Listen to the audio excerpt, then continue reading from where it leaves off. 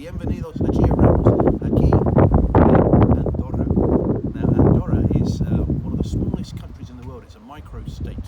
It's actually the sixth smallest in Europe, and that list includes places like Liechtenstein, San Marino, Monaco, and various other places as well. And this mountain city and mountain country has long historic roots that go back all the way to Charlemagne, one of the Frankish kings. And at that time in Europe, there were lots of principalities and there were lots of kingdoms, and the map did not look like it does today. Some of those principalities have, one way or another, survived, and Andorra is one of those. Strictly speaking, Andorra is a co-principality. So the two heads of state here are the President of France towards the north, currently Emmanuel Macron, and the Bishop of Urgell, which is the diocese that covers something like 7 parishes from here and on into Spain, which is south of here. So, and that system has been maintained over many years. It is now a co-principality, and it has a democratic system as well, with elected representatives, a prime minister, and a government. The place itself consists of 7 different villages, the largest of which is Andorra de la Vella, which is where we are today, because that's the capital of the country. The population is about 80,000, and principally here the economic base is tourism, and as you can see there are slopes behind, so there's skiing up here. We're 1,100 metres up here, 1,100 metres up, and some of the highest peaks here are over 3,000 metres. So skiing is very popular, so tourism represents about 80% of the economy.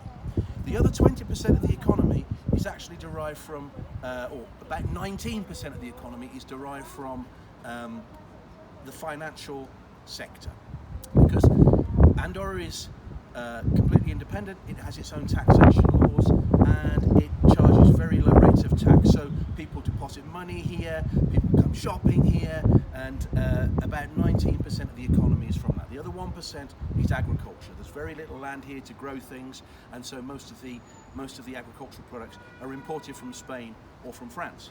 Now, Andorra at the moment then is going through something of a mini boom.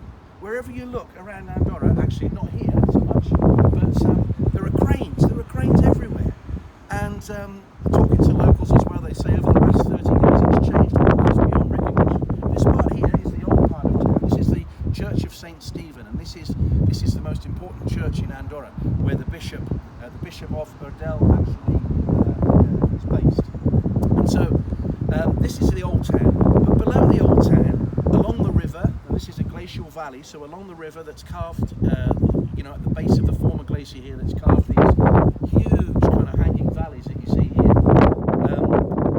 We've got much more modern river's been diverted so that those things can be built safely.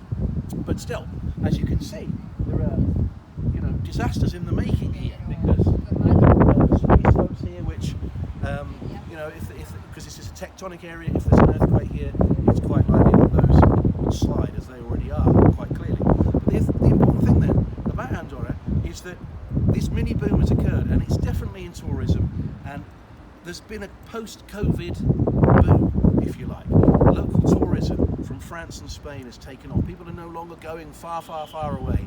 They're staying more local. So visitors from Bordeaux, from Barcelona, from places like Toulouse are coming here to ski, obviously, and to do other things as well. So it's interesting that these micro-states persist in the continent of Europe. You would think, in the face of political globalization, that these things would disappear because they'd all be subsumed into the greater unit, the European Union. Well, Andorra is not actually in the European Union, rather like some of the other micro-states as well. It's actually opted to stay out, but it does have a special agreement in terms of trade and in terms of tariffs and things like that.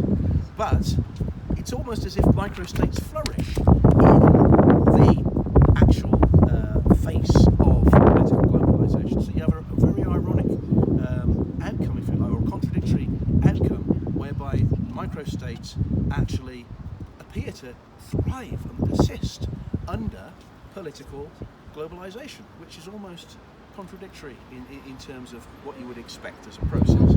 So Andorra then, it seems, faces quite a prosperous future on the basis of the little niche that it's carved out in our globalizing world, and a niche that clearly brings together the modern and the traditional, and does so in a way which is very unique. So, thank you for listening. Georambles in Andorra de la Vella 2022. Nos vemos y ciao.